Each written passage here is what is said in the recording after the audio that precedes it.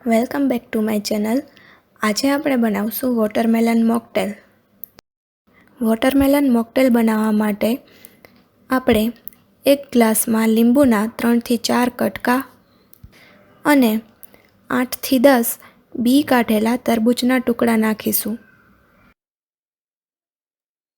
ત્યારબાદ તેમાં 6 થી 7 ફુદીનાના પાન એડ કરશું.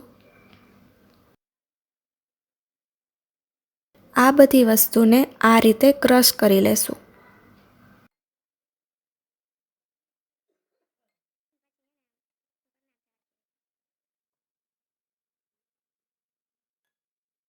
હવે તેમાં 1 ટેબલસ્પૂન દળેલી ખાંડ, હાફ ટીસ્પૂન મીઠું અને 4 થી 5 આઈસ ક્યુબ્સ એડ કરશું.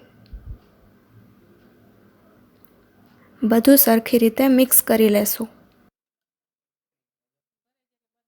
છેલ્લે તેમાં પ્લેન સોડા એડ કરશું.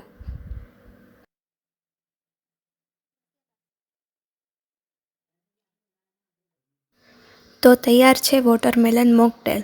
જો તમને આ રેસીપી પસંદ આવી હોય તો વિડીયોને લાઈક અને ચેનલને સબસ્ક્રાઈબ કરવાનું ભૂલતા નહીં.